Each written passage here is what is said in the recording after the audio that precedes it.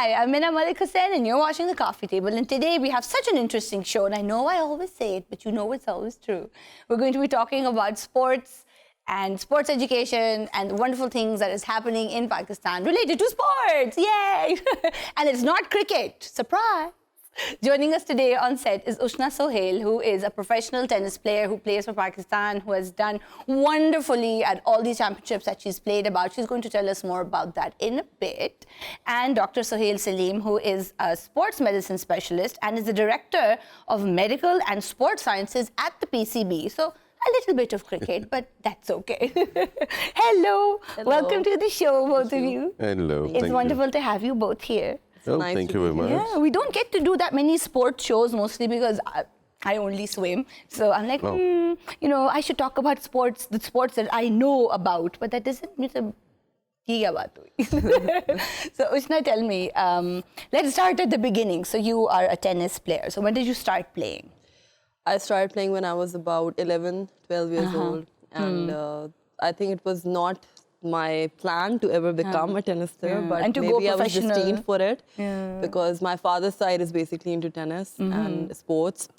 So do tell about your mother also. Yes, she's a doctor. my mother's side is totally academic. You must be knowing. She's a doctor. Like, and she's a leading dermatologist. Okay, for a second, I was like, oh, so many things. That's very important because along with her father, her mother, she's very, very interested about this tennis. Yeah. Oh, that's and that's so what I've always wonderful. appreciated about my mother, that, you know, her coming from an academic background, she's never discouraged me from the sport because normally, you know, parents are like, you should study and focus on your education. And doctor parents would like, one child should be a doctor. You know, do you have a doctor sibling? My sisters did medicine initially, but then she figured it was a bit tough. Yeah. And she's mashallah an artist, she's a singer. But yeah, but with me, it was like, I was a good student in school. But then when I got into tennis and sports, I wasn't that studious, but I was a good student. Like wow, the magical combination. It's like I didn't do anything, but I got an A. No, I'll admit, I'm not a bookworm. I'm not someone who likes to sit and read for hours. I can read a magazine maybe for half an hour or something, but I think I'm not the sort of a person who can sit and read a 200-page book in like an hour or something. So yeah, I almost became a doctor for this reason. I'm like, I can read for a long time. I'm sure I could do this. My mom, she noticed, I remember she was teaching me one day, so she gave me a break. So my father was sitting in the lounge and he was watching tennis matches on TV. So I remember watching my first match. I watched Kim Clijsters, and I really loved the way she was playing on TV. She's a Dutch tennis player. Yes. And she's a well-renowned, she's a Grand Slam champion as well. And took my dad's racket and I went outside in the lawn and I started hitting again-against the wall.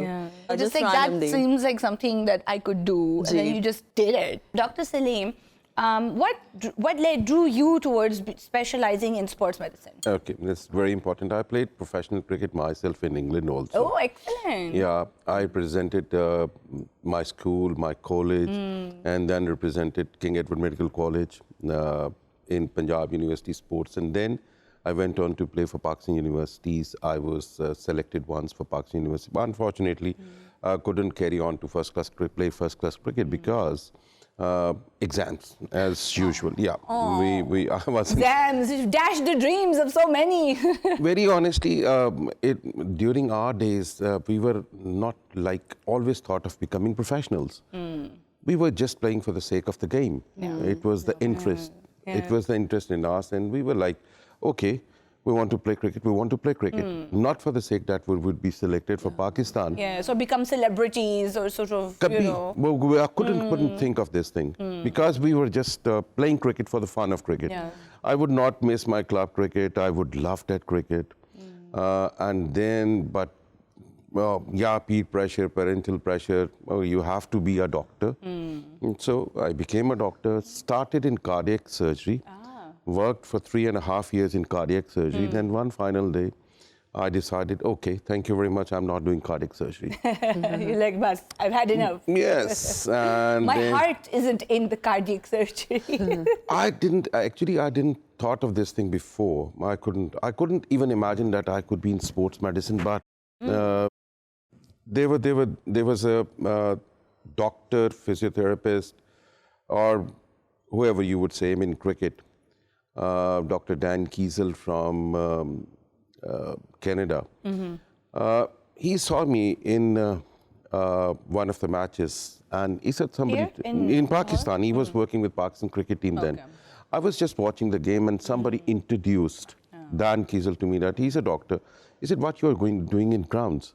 I said, "I love cricket. I just watch cricket." He said, "No, can I have a coffee with you?" I said, "Yeah, we can have coffee." So Dan Kiesel pushed me into sports medicine. He said, "You have potential." Like she had potential, and he said, "You have potential, and you can go into your favorite sports also." I said, "Wow, he's right. If I couldn't wear that blazer, I always relish to wear that blazer." You know, first time. So I went on to do a couple of courses in England initially. I was playing and I was doing courses. So I did my courses from England. And during those courses, I realized that, yeah, I've got potential to do something in sports medicine also. So came back to Pakistan, joined one of the departments in one of the government hospitals, pushed a sports medicine there. Got so there wasn't really a sports medicine setup here at that time? It's still not. Our country, this is very annoying for me actually, because in this country, in Pakistan, we have, this specialty is not recognized, number one. And we don't have more than 4 doctors in entire country. Who are sports medicine specialists. And honestly speaking, very important, one of the most important points is that we haven't had a sports physician from 2000 onwards. What? Yeah. No sports physician? No sports physician in the country. We have four, 5 sports physicians who did their graduation or diplomas in 90s. So it's not, that's an old degree. Absolutely, absolutely. So, but they are trying to keep them up with courses in other parts of the world. But well, what is a sports physician? A person who deals in sports injuries. Yeah, a person who is dealing sportsmen, sportswomen, and actually, what we are not trying to understand in this country that, with due regards to my orthopods in the country, sports medicine is entirely a different field. Like, if you are a doctor, yeah, you are a doctor, medical specialist, but a dermatologist would be different. Yes, quite right. An orthopedic is different. It's a subspecialty. Please realize this thing, that sports medicine is totally entirely a yes, concerned with musculoskeletal, concerned with orthopedics, but it's an entirely different subspecialty. Yes. No orthopod, it's not as necessary that an orthopod, who is an orthopod, FRCS or FCPS in orthopedics, is not automatically a sports physician or sports quite surgeon. Right. Person who has done a degree in sports medicine, either he is a sports physician or a sports surgeon, he knows about the sports. But otherwise, I don't think so. People, they don't realize. But slowly, you know, when I started my private practice, I started to have about 2% of only sports injuries. Okay, and then who were the rest? Back, knee, common people coming to me. But those are not sports-related injuries. No, absolutely, not sports-related. But now, if I just reflect back, like say a month back or 2 months back, looking at my statistics at the clinic, we have about 35% of sports coming up. Which is a pretty good increase, significant increase. And we don't get private cricket patients, by the way. Oh no! Then, we can't sort of linger around the clinic hoping to see someone. We get people from gyms now. That's very interesting. Yeah. We get people from tennis. We get golfers now. This is important. This is getting very interesting now. Yes. Now it's becoming popular. The sports physician thing becoming popular. People playing with like golfers are coming to us now. That's interesting because golf is always, one thinks of golf as a very sedate kind of sport where you're just walking around. It is actually not. And, going tick with a big stick, going tick to a ball. Don't ever say this in front of a golfer. It's like They are addicted. They are going to kill you. No, I didn't play golf. I never played golf in my life. Entire life, I haven't played golf. But I know, if you are going to take a golfer out of his sports, he would kill me. Sorry, golfers. Apologies already. But this is something that's really interesting, is what our notions of what our preconceived ideas about certain sports are. And in tennis, one of them is that you need to be very strong to play tennis, and then girls are not that strong. I don't agree with that. Of course, it's clearly untrue. Like, of course, because women's tennis around the world, tennis is a very global sport. It's very popular and people enjoy watching tennis. It's an intense sport. So I think because they see the players putting in the effort, so, you know, they say, yeah, it's a very tough sport because they can actually see it in front of their eyes. But with golf, if you talk about golf, for example, I think every sport has its own complexity, you know, and the person who's playing that particular sport knows what they're going through, so they know how tough it is. And sometimes it's hard for the other person to judge, who's a spectator, who's watching outside. And like in the beginning, I remember my sister used to say, oh, you know, tennis seems easy, but when she started playing, you know, she knew how tough it was. And so I think every sport has its own complexity. And once you start it, only then I think, you know. I did play tennis. I But only once. have also played tennis. Only once. Because then I realized that I can't. I remember one of my mom's students telling me that, he bought a racket and a ball, and he went to the club, and he was like, I thought it's a very easy game. You just have to put the ball over the net. And then he said, okay, when I started, then I came to know how tough it is. And then, he was just laughing, and my mom was like, So I think once you start doing something, then you realize what the difficulties are. It's true, and even like when, you know, like Serena plays, for example, Williams, and then she's like, whoa, you know? There just seems like there's just so much power going on there. Yeah, that's the thing. You can see the effort that's been putting in, that's been put in, so people know that it's a tough sport. But with sports like, for example, golf or chess or, you know, sports that you don't see that much physical activity involved. Well, chess, really, like chess is like the most sedating. Please, guys, don't undermine golf. No. I'm taking golfers very seriously. Because, I'm talking from the biomechanical values also, not from the golfer's point of view. We're going to take a very quick break and come back to Dr. Saleem defending golfers. Stay with us.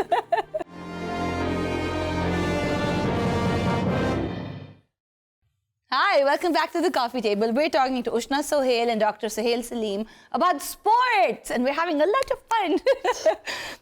So, Ushna, I'm very curious because, you know, before the break, we were talking about how, you know, there's a perception of women in sports and how women are sort of fragile and women are delicate and women in sports should be sort of the approach to sports. I'm pretty sure that there's a lot of sort of strange preconceived notions that you've had to deal with being a tennis player. Initially, I think it was like I had a potential for this game and everyone saw it. So I think that's one of, you know, the reasons that I was able to come up as well, because I had a good support system around me, other than my parents as well, my coaches who've been with me from the beginning. I think it's the whole teamwork. But then again, I think women cannot obviously be underestimated, because even in other sports, you know, there are so many Pakistani women who've done, you know, proud to the country, and they've performed at the international level. So I think this perception with time is definitely changing. For example, recently in SAF games as well and in Asian games, I think there were a lot of women who, like, we also, tennis team also had medals, and then there were medals in other sports, like I think karate and swimming and weightlifting. Weightlifting and powerlifting. And these are all sports which, you know, are not considered, like, for example, boxing as well. Yes. Like, I was very like shocked to see that, you know, we have Pakistani boxers as well, and it was something very proud to know about. So yeah, there are Pakistani girls who have a lot of talent and who've showed their talent internationally. So I think it's really exciting. Which is very exciting. Yeah, I feel very happy to see girls flourish in other sports as well. Yeah. And so what's your regime like? Like, what do you have to do to kind of stay fit and, you know, sort of stay on top of your game? Like, what's that like? Well, I have a very tough routine starting from the morning. I wake up, I practice for about, first I have a half an hour to 45 minutes warm-up physical session on the court with my tennis coach. Then I have 2.5 hours practice. Then in the evening, I have my general fitness session. And What's then that? we have, like nowadays I'm with Sir Irshad Fazl. He was SAF Games gold medalist. He was a long racer and he's represented Pakistan in many, like for 10 years, he was national champion as well. And he was basically an athlete. So we have a group of athletes who we train together. And so we have sessions like, we do gym, and then on alternate days we have power training, then we have speed work, then we have stamina work. What's speed work? Is it like running? Speed work Is is like run fast. speed work is related to agility and footwork. So we have days where we do agility and because some athletes are from squash, some are from, some are 200 meter sprinters, some are 100 meters. So every sport has a different requirement. So with my game, it's more to do with agility and footwork and speed and of course endurance, because some rallies can last for about 2 balls, some can last for about 20 balls. So, you have to have a good endurance for that. Yeah, so if it's sort of 20 balls, how long is that? Like half an hour? No, not half an hour. It's I don't know, like I don't watch any tennis. I'm a tennis dunce. So it can be for maybe 10 seconds or 9 seconds, but the amount of endurance... It's really not half an hour. But the amount of endurance and obviously, the work that is put in within those 10 seconds is a lot. And having to sort of run up and down the court and sort of keep at it. And also nerves. Yeah. So And I was we discuss about it sometimes that a tennis match, if you just exclude the breaks and the water breaks and, the towel breaks and all, I think it may be like, it maybe lasts for maybe like an hour, but the amount of running that we do in that is, I think, about 2 to 3 kilometers, which is nothing because we can run 7 to 8 kilometers in a row. But if you talk about tennis fitness, it's different, like running sideways, lateral movement, forward movement. So it's like a mixture of everything, basically, because you're using your arms, you're using your legs, you're using obviously your heart rate is going up because you're running so much on the court. It's a matter of a few seconds, but the amount of energy that you need to put in is a lot. So that's and what we makes were tennis tough. talking about how we've sort of hit a few balls around, and it's really tough. That the racket is not light; it's a heavy racket, and having to sort of hit the ball hard enough to go across the court, and then also sort of control your wrist. And then the scoring system as well is something which makes tennis very tough because a tennis match can go on for 3 hours. 3 hours. Whereas if you talk about squash or badminton, they have a point system, whereas in tennis we have games. So in games you have like, points and then deuce advantage. It can like, one game can go up to maybe 10 minutes. Whereas in squash, it's a bit different. You have a point system. So I think after, I don't know, I think so it was 11 different points. Initially in squash also. Initially, yes. And now the So it's just sort of, if you can make your points fast, then your game just ends. Yeah, but that's the thing in tennis. It's not quick points. A tennis match minimum is at least 1.5 hours. So that's what makes it's a difficult pursuit. That's tough. That is that's tough. a tough pursuit. So, Dr. Saleem, you mentioned that in your private practice, you've seen sports-related patients. The numbers have risen. So in those numbers, do you have the number of female athletes who come to see you? Sportswomen, has that increased as well? Absolutely. I think so. The sportswomen would be more than 50%. In fact, I have more than 60% of the female athletes or female gym athletes coming to me. Okay. So you would, if you ask me, I would consider gym also as a sports. Now, in our country, we have this Pilates 42 days challenge and things like that. This is very, very good. Oh, is it? Yeah. Okay, I thought you might have said it's bad for you and you shouldn't do it. The only problem with these things we have is Pilates is excellent, yoga is excellent, so is 42 days challenge. But the problem is we don't screen the athletes before we put them into a specific exercise regimen. Right. So what does screening entail? Oh, it's very important. We have been doing screening. I'm not going to tell you a lot about cricket because we promised not to talk about cricket. No, you can talk about cricket. We are doing a multi-level testing before putting a player into sports. Okay. This is what I'm sure other sports would be. Well, they are trying to follow this, but the rationale we actually screen them medically. Okay. We screen them for like fitness. Yeah. blood work, heart rate. That's first an interview, then blood work and everything. Now, in coming months, we are coming up with a cardiac policy also. Okay. So we are going to screen. This is happening in a couple of months that we are going to screen our athletes. We have a concussion policy. We have a doping policy. So we screen the players through interview, one, then their fitness testing. There are certain areas where they have to get to certain levels to get themselves fit. And then we have screening by the physios also. Right. So it's a three-stage doctors. And then now, for a couple of years, we have started doing eyes also. Ah, but that is important. Yeah, we are testing eyes also. Nobody tested me. Yeah, we didn't realize. People don't realize that it's so important to get, and accidentally you get certain athletes, like a percentage of athletes who are not good at their eyes. So you need to fix them, and they just say, oh, we are in the world now. So I've seen that. So it's a multi-stage testing for the athletes in cricket at least.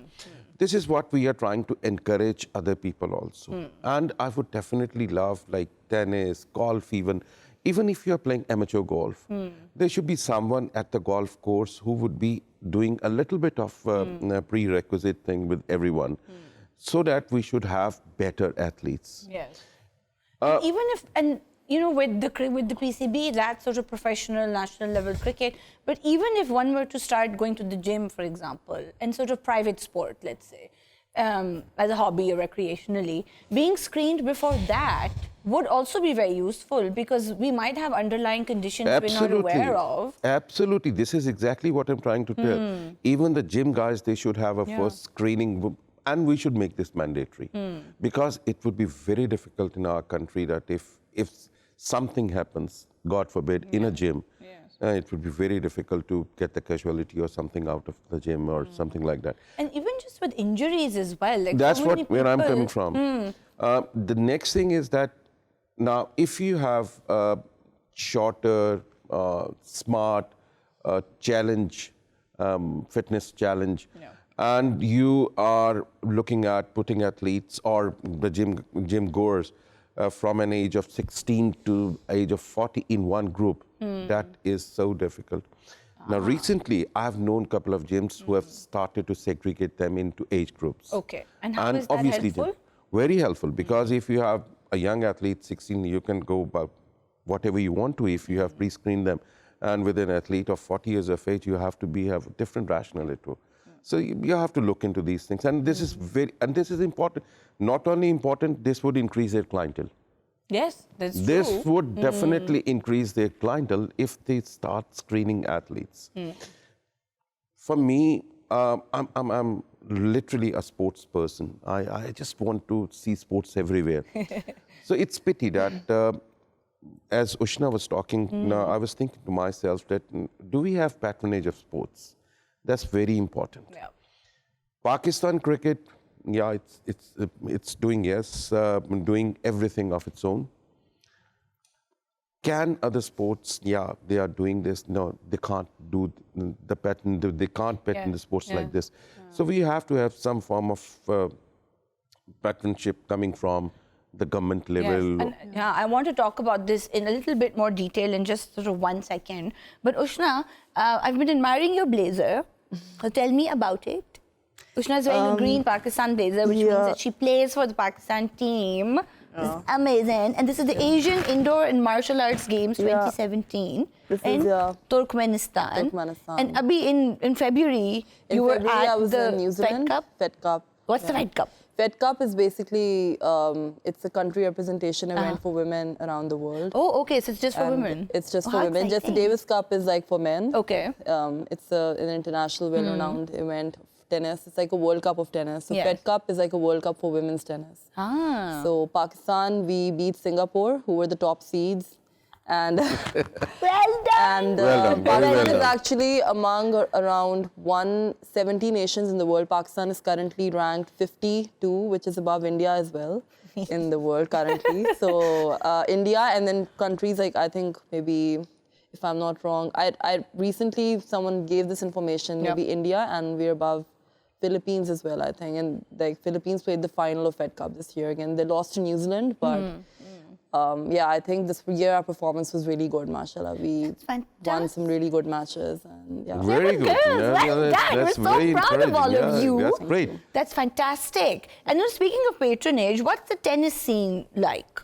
Is there funding from the government? Are there sort of private sponsors? How I does think it work? one good thing that our federation has done is that they increase the number of tournaments every month. You know, we have a lot of tennis activity going on, like national tournaments, and then starting from juniors to the men and women. And what's the junior age category? Junior age category is like starting from under 12 till about under 18. All right. And then it's open after under 18. So that's a good initiative that they've increased the tennis activity for men and women. Like we used to have like around 7 or 8 good national tournaments in the whole year. But now I think there are about at least 15 to like 16, 17 tournaments every year. And what's the advantage of having more tournaments? The advantage is that obviously when you do well in those tournaments, like other than the prize money, obviously it's about, you know, staying tuned, getting ready for events like SAF Games or Asian Games where you represent your country, or Fed Cup, for example, and then you get And fit above for all, those you get tournaments. more talent, actually. Yeah. And that's very visibility important. increases. Promotion of the Visibility game. increases, promotion Yeah, of game. promotion of the game, Yeah. and then obviously there are so many juniors who come and they, you know, they watch us play and then they learn from it and they get inspired by it, watching like the top players play. Yeah, So and sort of that's- studying technique by watching other people play. Yes, yes. And you get sponsors also. Yeah. Better sponsors, more sponsors if you increase the number of tournaments. Yeah. And do we have that many sponsors for tennis? For tennis, I think definitely there has to be more sponsorship. Like, I'm very thankful to FFC, Fauji Fertilizer Company. They supported me for about 3 years. They sponsored my trips to international tournaments. General Lodi, he was a tennis lover and he used to follow me since I was a junior player. So he made me the sports ambassador, and Allah ka shukar, I was able to travel around the world and play tennis tournaments, and I'm also the first world ranked female tennis player from Pakistan. So that's something which makes me happy that, you know, I've been able to make something out of it and give something back. But yes, definitely if you talk about sponsorships, I think it should increase in Pakistan so that, you know, the upcoming talent that can do well should go further and do well. Quite right. And it's sort of having the kind of exposure that you've had in playing internationally has made you a better player. Yes. And that's because there is somebody who's sort of facilitating that progress. Yeah, I had a contract with them, but now I'm mostly focusing on national tournaments and representing Pakistan internationally. Like recently we were at Fed Cup.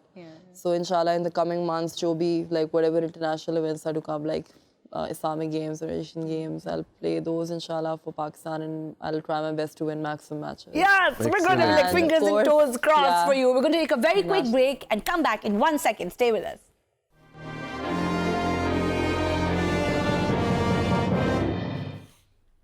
Hi, welcome back to the coffee table. We've been celebrating Ushna Sohail's magnificence on the international tennis courts. No, it's just so exciting and it's so inspiring to meet young women who are playing serious sports and doing so well. And, you know, mashallah, may you go far and, you know, sort of, you know, get us lots of nice, shiny goals. Yes. No, it's really exciting. It's really thrilling. But because since you are a tennis player, do you think that, is it true that tennis is an elite sport? Is it hard to get into tennis playing? It is actually hard. I think Pakistan mein, not just tennis, but mostly the athletes that are around, I think they have some sort of sports background, you know, like their family has been into sports, or their father's or mother's side. And most of the athletes, like, I think there is some background to it. I think I wouldn't be a tennis player if my father's side wasn't into tennis. Maybe I might have been in another sport, but maybe not into a sport like tennis. Yes. So I think there is a background, not just in Pakistan, I think if even around the world, if you see like all the players and most of the athletes, you know, they have some sort of athletic background. Even my mother, she used to play a lot of sports in her college and in her university. And she used to tell me that, my parents couldn't support me, so that's why I'm really passionate to support you if you can do good, because I think that always motivated her to. In our days, parents would not support us. Yeah, and that's what they would not support us. And, I'm running after my son. He's playing cricket. He's Estonian, and I'm running after him to play sports every day. Now that's totally different, a shift from what our parents used to tell us. Very different. A shift, very paradigm shift from everything. Yes. So we have parents now sitting outside courts. Yes, sitting outside. Even now, my mother. Pool. Yes, the swimming circuit. Yeah. Wow. Yeah. Like parents are very focused. And that's what Absolutely. I've always appreciated about my mother, that she didn't have a sports or an an athletic background. She had a pure academic background. Even my mamu and my khala, everyone, they were like into studies and they're all doctors.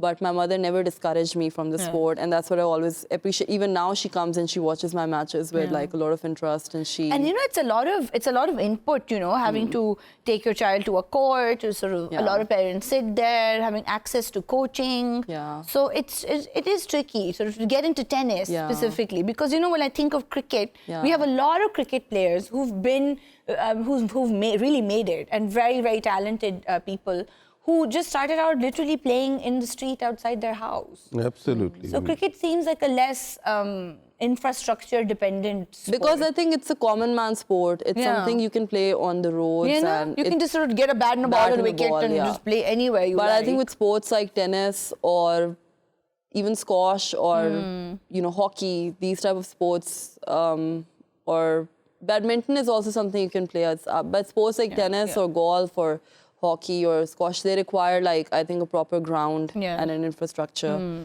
Because without that, you cannot learn the sport. I think you require a proper setup. You need some sort of a quasi-professional infrastructure to sort of foster that talent. And we have so much talent. But do you think that maybe this is a reason why our hockey has declined? Well, we used to be very good. We were world differ from this we a little. We won the Olympic gold. I differ a little bit. It's just a mindset of the nation also. What's happening here that, yes, infrastructure is important in tennis. I agree with that. But if I ask a question where you play tennis everywhere, like let's talk about Sweden, let's talk about States. I think so people do play tennis everywhere. They play in the streets also. They do actually, yes. Really? Actually, I agree on this point, because when I was in Europe myself and I was playing their local tournaments, I remember that even in their local clubs, they used to have a club every other street. Correct. And when I used to play there, they had clubs like every other street. And I remember the crowd that used to come and watch in those local clubs, it was like a proper, environment. Structured, and people used to take so much interest, and they used to ask me where you're from, and they used to take so much interest in even the local matches. And I think that's why tennis is mostly popular in Europe and even in Australia and USA, these main countries, because they have public clubs, they have public courts, and that makes a huge difference. Let's talk about basketball. Yeah. So you can have a basket in your house. Yeah, you can have a hoop. Yeah, you can have a hoop, and you can just carry on playing basketball. Now it depends on what nation is looking at. If you watch people watching tennis in Sweden, the number would be very high. Very high as compared to watching Pakistani people watching tennis in Pakistan.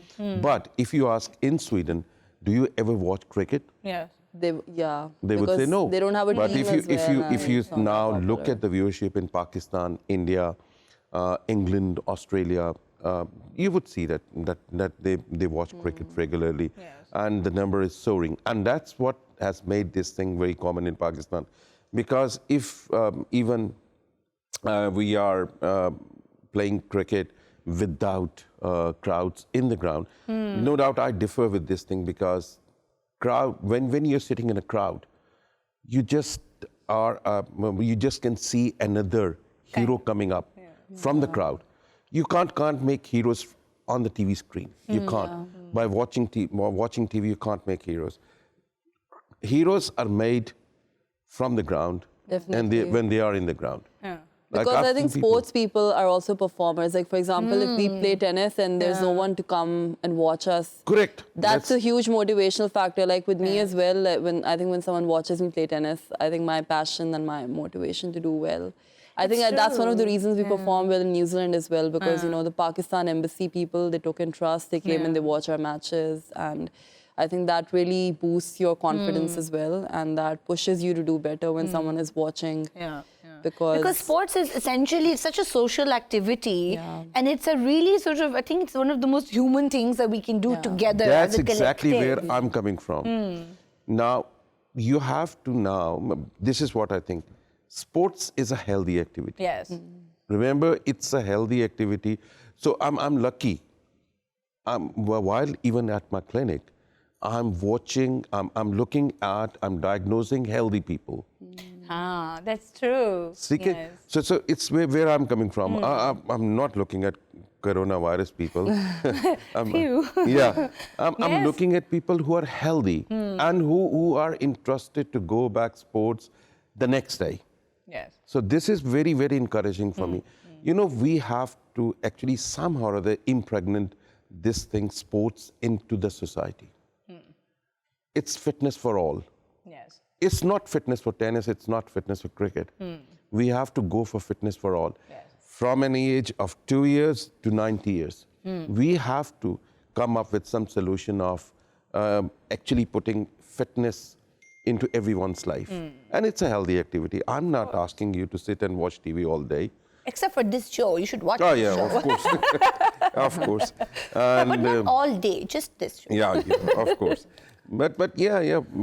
I would be very interested if people like all the people, even if females, if you're talking about female, now look at our Because cricket. I'm sorry to interrupt, but this happens in schools as well. That a lot of people play Gee. sports in schools and enjoy it, but very few people then sort of carry on playing sports after school ends. Like when school is finished and you go to college, for example, a lot of people just stop doing it. You know, because we lack grounds, we lack facilities, we lack everything.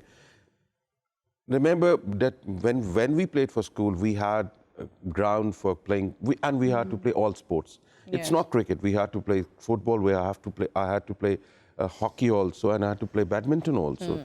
I used to play all them, and they were like necessaries we have to follow, and they were important. But what is happening now?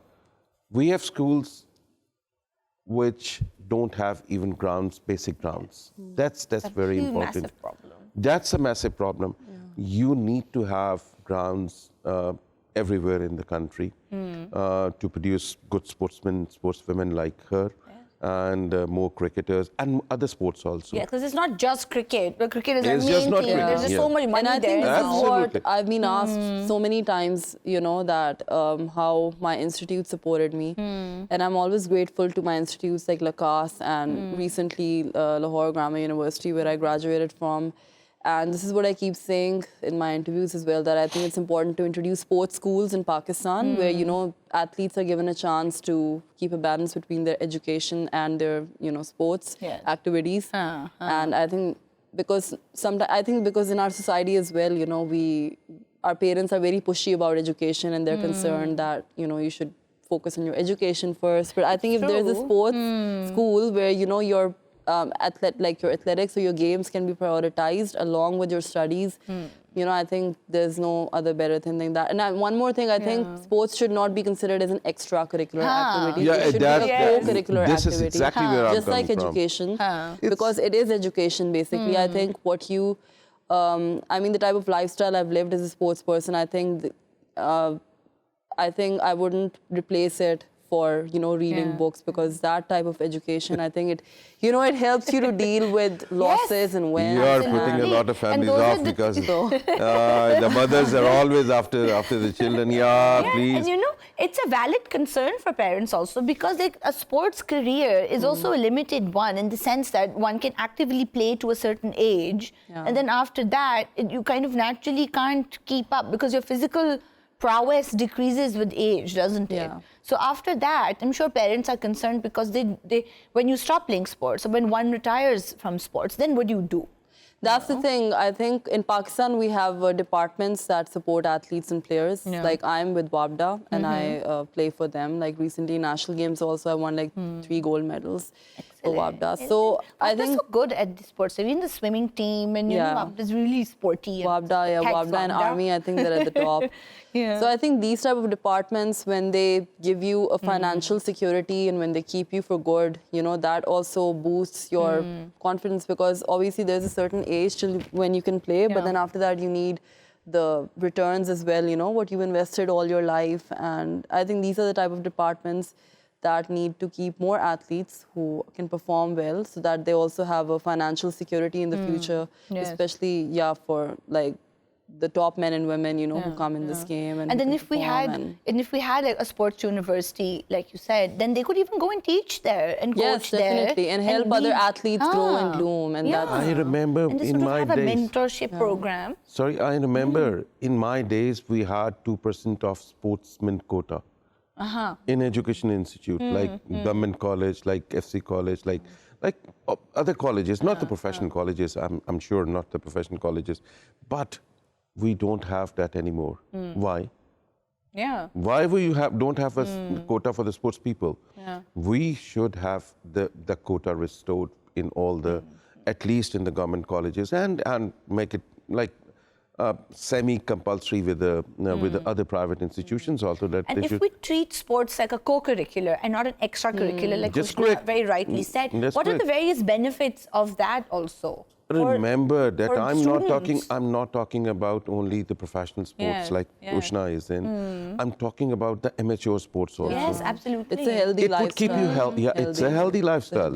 It would keep you going. Believe me, you would have. There are certain joints in the body which definitely love pressure. Like if we're talking about a knee pain in a patient coming up to me and is only 45 years of age, and he's coming up with, oh, okay, Dr. Saab, I'm not moving my knee now. And I don't want to go for jogging. Why? If you don't have any problem, if you don't have anything mechanical coming up, why you can't go for a walk? Just start walking. Right. And so many studies have shown that people who exercise and play sports have better focus during studying. And that's a psychological benefit. And then depression, you can manage depression and anxiety with exercise. And also like just things I think like there are certain people spirit. I think there are certain people who have obsessive personalities like OCD, and I think they can utilize it in healthy things like sports and not in other stuff like unhealthy stuff like, you know, you can sort of channel your energy. You can use your energy in a more healthier and a positive way. And even learning basic things like winning and losing in a healthy environment. I think that's the biggest education. Competitive, being competitive, it's very important. You can be competitive in a healthy way, you know. And I think it teaches you to take wins and losses. Because sometimes, you know, for example, if you talk about education, some kids who don't have good marks in schools, you know, their parents put a lot of pressure on them and they put them into a lot of low self-esteem. And I think that's not good. I think sports teaches you to take wins and losses in a dignified manner and, you know, learn from them and to progress rather than, you know. Absolutely. And that's what the good thing about sports is, you always get another chance, you know. Like you always get another chance. It doesn't allow you to give up. So that's wonderful, you know. Here's to second chances and, you know, always being hopeful. And thank you so much, both of you, for being on the show. This is a wonderful conversation. As promised, I told you it was excellent. Thank you guys for watching. If you're watching this on YouTube, don't forget to like and subscribe. And we will see you next time on the coffee table. Oh, also, yes, watch the tennis. Bye now.